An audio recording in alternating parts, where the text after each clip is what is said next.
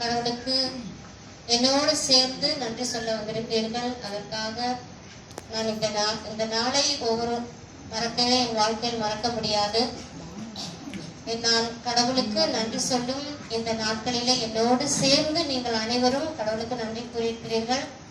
தொடர்ந்து எனக்காகவும் எங்கள் குடும்பத்திற்காகவும் என்னுடைய பணிக்காகவும் என்னுடைய உடல் நலத்திற்காகவும் நீங்கள் என்னோடு தோள் கொடுத்து ஜெபம் செய்வீர்கள் என்ற நம்பிக்கையோடு இந்த நேரத்திலே நான் உங்கள் முன் நின்று பேசிக் கொண்டிருக்கிறேன். நீங்கள் தந்தைகள் திருப்பலியில் ஜெபித்தது போல நீங்களும் திருப்பலியில் முழுமையாக பங்கு கொண்டு எனக்காக ஜெபித்தீர்கள். அதற்காக எங்கள் சகோதரிகள், என்னுடைய குழந்தைகள் அனைவரின் சார்பாக நன்றியையும் பாராட்டுகளையும் தெரிவித்துக் கொள்கிறேன். சரி பிள்ளைங்களா, இப்போ நிறைய நேரம் டான்ஸ் எல்லாம் பார்த்து ரொம்ப கலைச்சு போயிருக்கீங்க. ஒரு சின்ன கதை ஒண்ணு சொல்லலாமா? ரெடியா இருக்கீங்களா? இங்க திருப்பூர் கிராமம், திருப்பூர் பக்கத்துல இருக்கு தெரியுங்களா? திருப்பூர் அங்க இப்ப ஃபேமஸா என்ன இருக்கு? மால். மால். வேற திருப்பூர்னாலே என்ன நம்மளுக்கு மைண்ட்ல நிறைய. ஒரு குடும்பத்துல தாய் தந்தை 4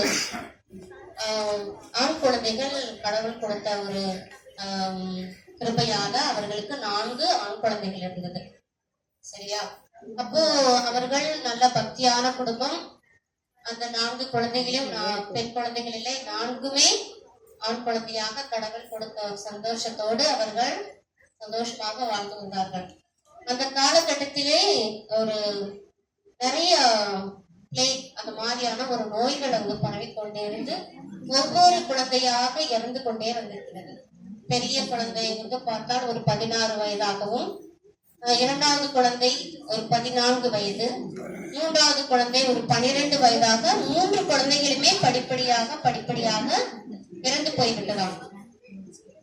அப்போதான் அவங்க அருகில் இருக்கிறவர்கள் எல்லாம் கூறினார்களாம், என்ன ஆச்சு, உங்க குழந்தைகள் எல்லாம் ஒவ்வொன்றும் இறந்து கொண்டே இருக்கிறார்களே, என்ன ஆச்சு அப்படின்னு சொல்லி எல்லாரும் கேட்டுக்கொண்டிருக்கிறார்கள். ஒரு சிலர்கள் மற்றும் அங்குள்ள அருத்தந்தையர்கள் எல்லாம் நிறைய ப்ரேயர் பண்ணுங்க, ஒரு சக்தி இருங்க, அந்த மாதிரி நிறைய விஷயங்கள், கடவுளுக்கு நன்றி சொல்லுங்க, மாசம் கொடுங்க அப்படின்னு சொல்லினா அவங்களுக்கு சொல்லியிருக்காங்க. அப்போதான் ஒரு குடும்பம் வந்துட்டு சேலம் மறை மாவட்டத்தை சார்ந்த சோம்பட்டி அப்படிங்கிற முன்னுரையில படிச்சிருப்பாங்க இல்லையா, அந்த ஊர்ல வந்துட்டு பாத்தீங்கன்னா நமது புனித சவேரியார் ஆலயம், அந்த ஆலயத்தில் வந்து நிறைய புதுமைகள் சவேரியார் வழியாக ஒவ்வொரு வருடமும் டிசம்பர் 3ஆம் தேதி நடக்கின்ற அந்த சவேரியார் திருவிழாவிலே பல காரியங்கள், நல்ல மிராக்கிள்ஸ் நிறைய நடந்திருக்குது. உங்களுக்கு தெரியும், சவேரியாருடைய உடல் இன்னும் கோவாவிலே அழியாமல் இருக்கிறது. இந்த வருஷம் கூட நிறைய பேர் போனாங்க. அதுல நம்ம ஃபாதர்ஸ், பிரதர்ஸ், நிறைய பேர் எல்லா பங்குகளிலிருந்தும் தமிழ்நாட்டுல, வெளி மாநிலங்கள்ல எல்லா இடத்துலயுமே போயிருக்காங்க. அப்போ ஒவ்வொரு வருடமும் அந்த ஊர்ல எப்போ திருவிழா மற்றும் அல்ல, மற்ற எல்லா சமயமே போய் நிறைய மிராக்கிள்ஸ் வாழ்க்கையில அவர்கள் பெற்றுக்கொண்டு வருவார்கள். அப்படி சென்ற ஒரு குடும்பம் இந்த குடும்பத்துக்கு ஒரு வந்து சொல்றாங்க, அவங்களுடைய இறை அனுபவத்தை என்ன பெற்றுக்கொண்டார்களோ அதை வந்து இந்த குடும்பத்திற்கு சொல்றாங்க. அப்ப அவங்க என்ன செய்தாங்க, இந்த ஒரு குழந்தை மட்டும், 3 குழந்தை இறந்து போயிட்டது, இந்த ஒரு குழந்தையை மட்டும் தூக்கி கொண்டு அவங்க அந்த கிராமத்துக்கு சபீர திருவிழாவுக்கு போறாங்க. அப்போ அந்த பங்குல என்ன பண்ணுவாங்கன்னா, ஆதி காலத்துல விளைச்சல்கள், நிலத்துல விளையிற விளைச்சல்கள், ஆடு மாடு இது எல்லாமே காணிக்க கொடுப்பாங்க. பாத்தீங்கன்னா தேங்காய்லாம் அப்படியே பஞ்சு அப்படியே பெருசா கொலையோட எடுத்துட்டு வந்து நிலத்துல என்ன விளையுதோ அது அப்படியே பாத்துருக்கோம் இல்லையா. தன்னுடைய ஒரே குழந்தைய யாரு குட்டி பிள்ளைங்க சொல்லுங்க பார்க்கலாம்.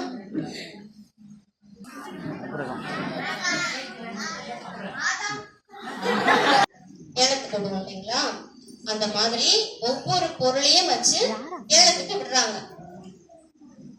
காய்கறிகள், ஆடு, அது மாதிரி எல்லாம் கொடுப்பாங்க கோயிலுக்கு.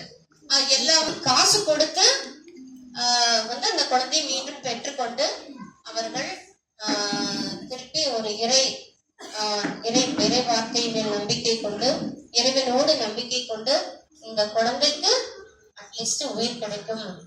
நான் 3 குழந்தையை இழந்து விட்டேனே, இந்த ஒரு குழந்தை அட்லீஸ்ட் எனக்கு கடவுள் கண்டிப்பா உயிர் கொடுத்து இந்த குழந்தை மூலியமாக அவருடைய சந்தியை உருவாக்குவாங்க அப்படின்னு சொல்லி நம்பிக்கையோட என்ன பண்றாங்க, ஜெபம் பண்ணிட்டு காசு கொடுத்து அந்த குழந்தைய என்ன பண்றாங்க, வாங்கிட்டு போறாங்க. வாங்கிட்டு போயிட்டு அதுக்கப்புறம் இன்னும் அவர்களுடைய பக்தி முயற்சியை அதிகரித்து டெய்லியும் கோயிலுக்கு வருது. அப்ப அந்த குழந்தைய ஞான காரியத்துல எல்லா விஷயத்திலயும் நல்லா வளர செய்து அந்த குழந்தைய அருமையாக வளர்த்தெடுத்து கொண்டு வருகிறார்கள். அப்படி வளர்த்தெடுத்து கொண்டு வந்த அந்த குட்டி பையன் யார் என்றால் என்னுடைய தாத்தா. என்னுடைய தாத்தா அவருக்கு கடவுள் அந்த வாழ்க்கையை கொடுக்கலன்னா இன்னைக்கு நான் உங்க முன்னாடி இருந்திருக்க முடியாது.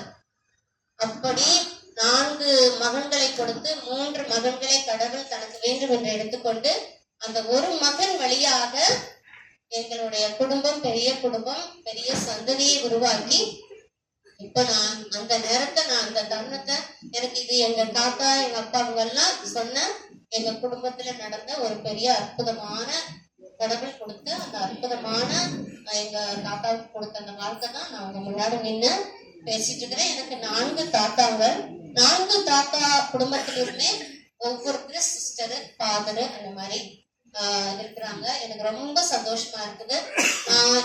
நம்ம குட்டி பசங்களோட சின்னதா இருக்கும்போது 3ஆம் வகுப்பு படிக்கும் போதே சிஸ்டர்ஸ் தான் எங்க ஊர்ல அப்படியாக தான் அந்த கூற்று அவங்க எங்களுக்கு சொந்த வீடு எல்லாமே இருந்தது. அதை எல்லாம் விட்டு அவர்கள் எங்க புதுமை கிடைத்ததோ, இறை நம்பிக்கையை வலுப்படுத்தினார்களோ அந்த இடத்திற்கு தன்னுடைய வீடு காடு எல்லாத்தையும் விட்டு அங்க குடியேறினார்கள்.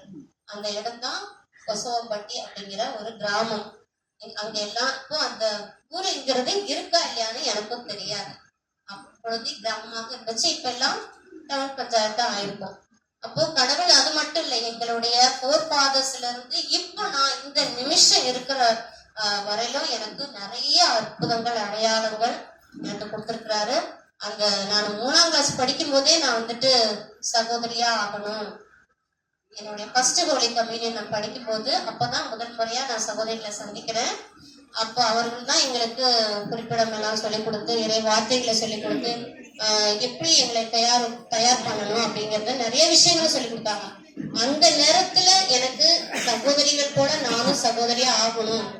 ஒரு 8 வயசு தான் எனக்கு இருக்கும். அந்த வயசுல எனக்கு சகோதரியா ஆகணும், கடவுளுடைய பணியை நானும் மற்ற சகோதரி போல நான் எடுத்து செய்யணும் அப்படின்னு சொல்லிட்டு எனக்கு கடவுள் உண்மையாலுமே தேவ அழைத்தலை கொடுத்ததற்கு எனக்கு இன்னொரு முறை எனக்கு கடவுள் வாழ்க்கையை கொடுத்தார் என்றால் கண்டிப்பாக நான் சகோதரியாக தான் இருந்து அவருடைய பணியை தொடர்ந்து அவர் மக்களுக்காக செய்வேன். எனக்கு அவ்வளோ ஒரு சந்தோஷமாக துறவர வாழ்க்கையில் இருந்து பணி செய்வது ரொம்ப விருப்பம்.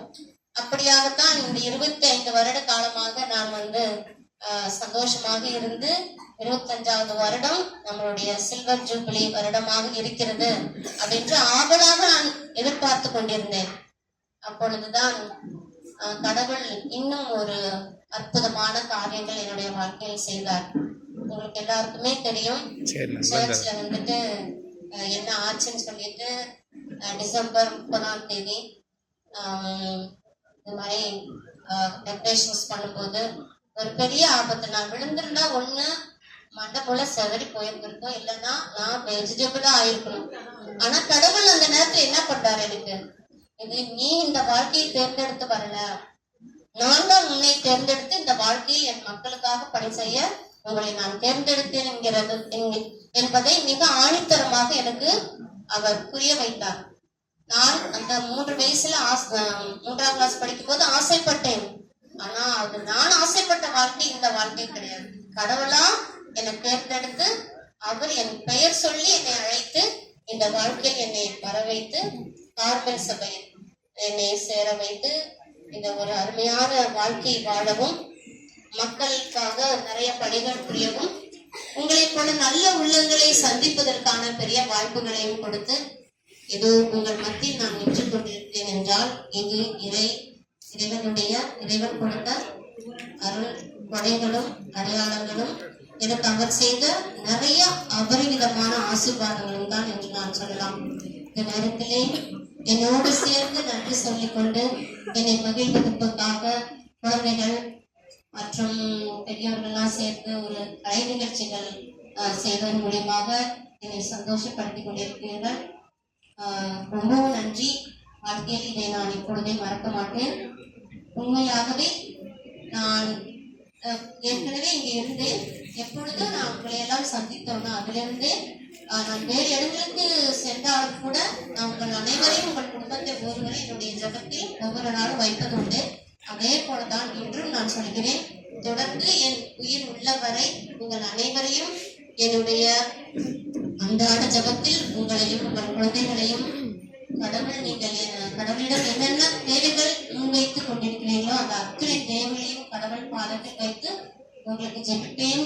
கடவுளுடைய ஆசீர்வாதம் இன்னும் நிறைய உங்களுக்கு கிடைக்கும் என்ற நம்பிக்கையோடு என்னுடைய ஜபத்தையும் இறைவனின் ஆசீர் அருளும் மிக சிறப்பாக உங்கள் மீதும் உங்கள் குடும்பத்தில் மீதும் உங்கள் குழந்தைகள் மீதும் தங்கட்டும் என்ற உறுதிமொழி எடுத்து நீங்கள் செய்து வரும் ஒவ்வொரு விஷயங்களுக்கும் நன்றி சொல்லி விடைபெறுகிறேன். நன்றி. அர்ப்பணப்படி. உலகத்தில் எத்தனையோ பேர் பிறந்து வாழ்ந்து இறந்து பேர் சொல்லி அழைத்து தன்னுடைய பணிக்காக தன்னுடைய நற்செய்தி பணிக்காக அழைத்திருக்கிறார் என்பதை மிக அழகாக ஒரு டெஸ்டிமனி சான்று பகிர்ந்து சென்றிருக்கிறார். அது மட்டுமல்லாமல் நமக்காக தொடர்ந்து ஜெபிப்பதாக உறுதி கூறி சென்றிருக்கிறார். அருட்சகோதரி அவர்களுக்கு நன்றி கூறி வாசமலர் கொண்டு வந்தால் வாடிவிடும் என எண்ணி பாசமலர் கொண்டு வாழ்த்த இங்கு சிலர் காத்திருக்கிறார்கள். முதலாவதாக நமது குட் சமாரிட்டன் சிஸ்டர்ஸ் நமது அருட்சகோதரி அவர்களை பொன்னாடை போற்றி மகிழ்விக்க அன்புடன் அழைக்கிறேன்.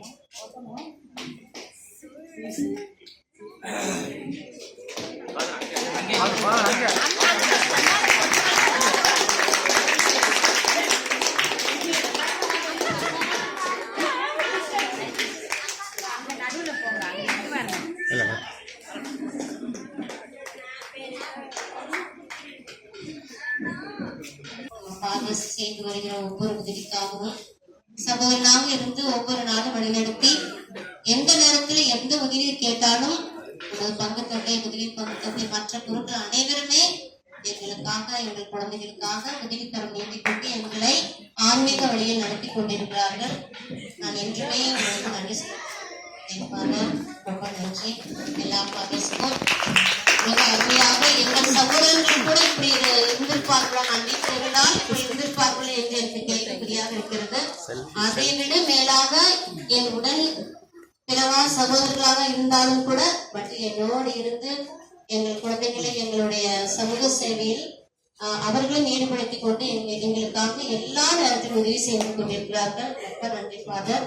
மேலும் உங்களை எல்லாம் கண்டிப்பாக நான் சொல்லவில்லை என்றால் கடவுளே என்னை மன்னிக்க மாட்டார். ஒவ்வொரு நாளும் நமது கான்வென்ட் மத்தியில் இருக்கிறீர்கள். ஸ்டார்டிங் ஃப்ரம் நம்ம சிஜி குடும்பமாக இருக்கட்டும், நம்ம சுதந்திர கொடி அவங்க குடும்பமாக இருக்கட்டும், ஸ்டான்லி சார், எல்லி அவங்க எல்லா விதத்திலும் உதவியாக இருக்கும். இவங்க ஜேம்ஸ், ஜாய்சி அவர்கள் குழந்தைகளும் மற்றும் நதாக்கா, வில்லியம் அண்ணா, நம்ம லிலியா அம்மா அப்பா மற்றும் நம்ம மணி, நம்ம ஜெகன் மற்றும் அவங்க நீங்களும் எனக்கு தெரியல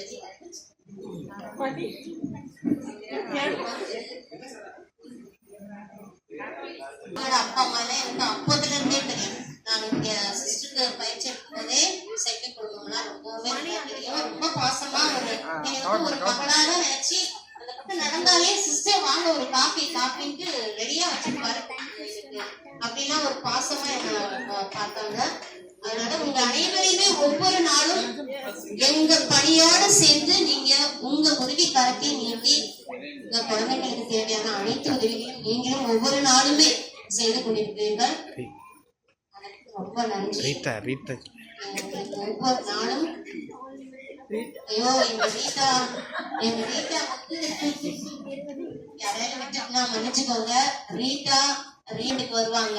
ஒவ்வொரு நாளும் வந்து என்ன கேட்கறோமோ அது வந்து 4 பேருமே வந்து குடும்பமாக உதவி செய்வாங்க.